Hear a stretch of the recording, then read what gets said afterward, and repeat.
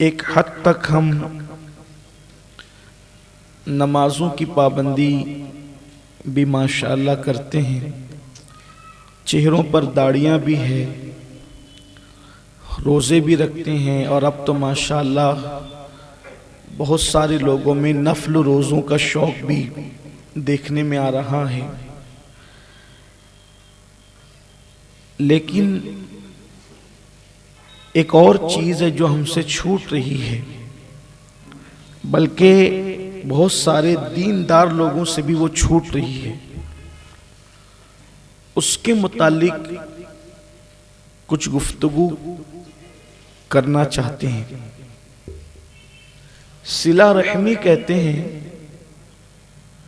अपने रिश्तेदारों के साथ हुस्न सुलूक करने को। सिला रहमी का मतलब ये है, रिश्तेदारों में मैं आज वालिदैन का जिक्र नहीं करूंगा, क्योंकि अक्सर व बेशतर हम वालिदैन पर गुफ्तगू करते और सुनते रहते हैं। उनके सिवा और जो लोग हैं, जैसे कि भाई है, बहन है, बीवी है, बच्चे हैं, वक्त में जितनी गुंजाइश होगी हम इस पर गुफ्तगू करें। सिला रहमी क्या है? अल्लाह के रसूल सल्लल्लाहु अलैहि वसल्लम ने इरशाद फरमाया, हदीस पाक का मफहूम है कि अर्श के नीचे रिश्तेदारियां जो है वो लटकी हुई है, मिसले झूमर की। जैसे हमारे छतों में झूमर लगे होते हैं, बिला तमसील ऐसे रिश्तेदारियां अर्श के नीचे किंदील और झूमर की शक्ल में लटकी हुई है। और वो रिश्तेदारियां अल्लाह से अर्ज करती है, अर्जियां पेश करती है कि ए अल्लाह, जो मुझे जोड़े तो उसको जोड़, और जो मुझे तोड़े तो उसको अपनी रहमत से दूर फरमा दे। तो वो रिश्तेदारों की या रिश्ते की वो दुआएं, वो सिला रहमी की वो दुआएं अल्लाह तबारक व ताला रद्द नहीं फरमाता। और अल्लाह तबारक व ताला इरशाद फरमाता है कि मुझे अपने इज्जतो जलाल की कसम, जो रिश्तों को जोड़ेगा मैं उसको अपनी रहमत से जोड़ूंगा, और जो रिश्तों को तोड़ेगा मैं उसको अपनी रहमत से दूर कर दूंगा। इसका मतलब यह है कि अगर दो टाइप के रिश्ते होते हैं, एक तो अरहाम के रिश्ते जिसको उलुल अरहाम कहते हैं, यानी पेट के जरिए से जो रिश्ते जुड़े हुए हैं, जैसे सगी बहन, सगा भाई, इसका ताल्लुक पेट के रिश्ते से भी और खून के रिश्ते से भी, क्योंकि ये माँ की तरफ से भी रिश्तेदार है और ये बाप की तरफ से भी रिश्तेदार है। और एक रिश्ता होता है जो सिर्फ माँ की तरफ से, जैसे मामू, खाला, ये नाना नानी, ये रिश्तेदारी। और एक रिश्ता वो होता है जो सिर्फ खून की वजह से होता है, चचा चची, फूफी, ये सब रिश्तेदार, दादा दादी वगैरह, ये सब रिश्तेदार, इनके रिश्तों को भी निभाना हम पर वाजिब करार दिया गया है।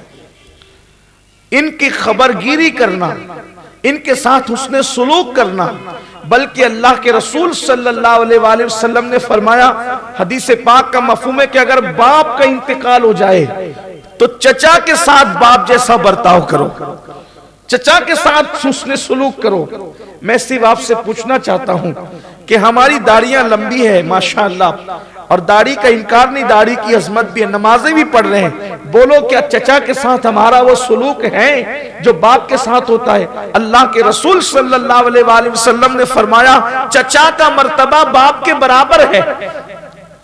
फिर इसी तरह अगर माँ का इंतकाल हो जाए तो खाला को वो मकाम दिया जाए। क्या हमारे खालाओं का वो मकाम है जो अल्लाह के रसूल सल्लल्लाहु अलैहि वसल्लम ने दिया है?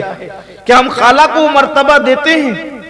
मेरे प्यारे आका सल्लल्लाहु अलैहि वसल्लम के प्यारे दीवानों, अगर कोई बहुत ज्यादा दीनदार है तो बस माँ बाप की खिदमत कर ली, खत्म हो गया।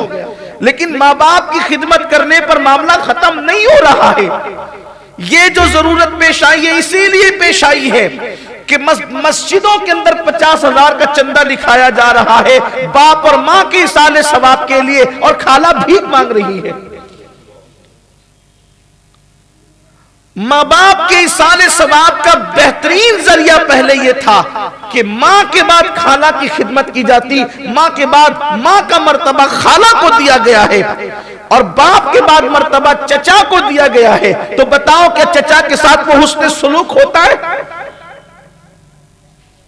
गौर करने का मकाम। अगर नहीं होता इसका मतलब हम इस्लामी तालीम से दूर हैं, या हमने पढ़ा ही नहीं, या हमने सुना ही नहीं, या हमने इसकी तरफ तवज्जो नहीं दी।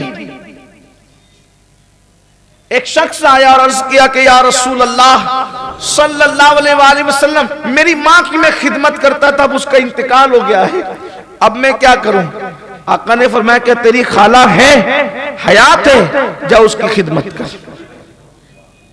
इन चीजों को हम कहीं, यानी कि कहीं ना कहीं हम माज़ अल्लाह यहूदियत की तरफ लाशऊरी तौर पर चल रहे हैं कि जैसे यहूदियों ने अल्लाह की किताब से कुछ चीजों को लिया जो उनके नफ्स पर आसान था और उस पर अमल किया, और जो नफ्स पर गिरा गुजरता था उसको छोड़ दिया। रिश्तेदारों के साथ उसने सलूक होना चाहिए।